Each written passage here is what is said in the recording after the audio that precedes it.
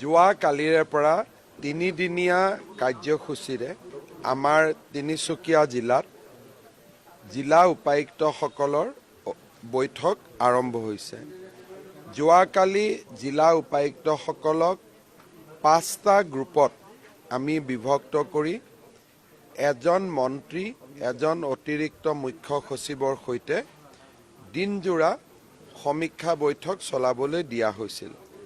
ৰাতিপুৱা 10 বজাৰ পৰা ৰাতি 9 বজালৈকে এই গ্ৰুপসমূহৰ সন্মুখত ডিচিসকলে প্ৰেজেণ্টেশ্যন দিলে আৰু এজন মন্ত্ৰী আৰু এডিশ্যনেল চিফ ছেক্ৰেটাৰীয়ে সেই প্ৰেজেণ্টেশ্যনৰ ওপৰত তেওঁলোকৰ মন্তব্য লিপিবদ্ধ কৰিলে।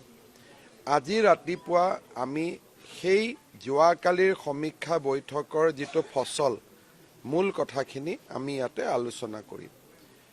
গধূলি আমি যিটো সমষ্টি পৰ্যায়লৈকে উপায়ুক্তৰ কাৰ্যালয় লৈ যাব খুজিছোঁ আৰু তাৰ ৰূপৰেখা কেনেকুৱা হ'ব পাৰে, যিহেতু গুৱাহাটীত আমি থাকোঁ, জিলাৰ বাস্তৱ অভিজ্ঞতা উপায়ুক্তসকলৰ আছে। আমি কৰিব খোজা কামটোত ভুল হ'ব পাৰে, ভাল হ'ব পাৰে, সংশোধনীৰ প্ৰয়োজন হ'ব। এই দিশটো আজি পিছবেলা আমি আলোচনা কৰিম। অহাকালি ৰাজ্য চৰকাৰ আৰু কেন্দ্ৰীয় চৰকাৰৰ 12খন ফ্লেগশ্বিপ আঁচনিৰ অসমত ৰূপায়ণৰ ওপৰত আমি আলোচনা কৰিম।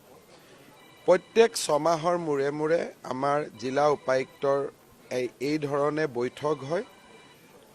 ইয়াৰ পৰৱৰ্তী বৈঠকখন উত্তৰ লখিমপুৰত অনুষ্ঠিত হ'ব। ঠিক সেই ধৰণে প্ৰতি 6 মাহৰ মূৰে মূৰে SP সকলৰ এখন বৈঠক হয়, জুন মাহত বঙাইগাঁৱত অনুষ্ঠিত হ'ব। আৰু এই দুইখন বৈঠক অনুষ্ঠিত হোৱাৰ পিছত গুৱাহাটীত আমি এদিনীয়া হিচাপত SP আৰু DC সকলৰ যৌথ বৈঠক কৰোঁ।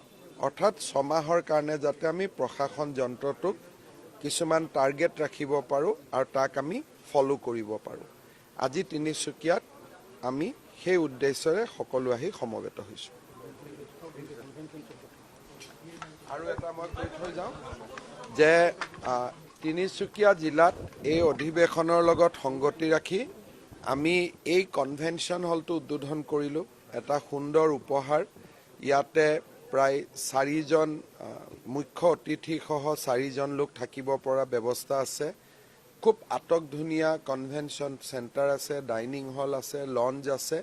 মই ভাবোঁ যে এই সম্পত্তিটো তিনিচুকীয়া জিলাৰ হৈ থাকিব আৰু বিভিন্ন চৰকাৰী বেচৰকাৰী অনুষ্ঠানে ইয়াক ব্যৱহাৰ কৰিব পাৰিব।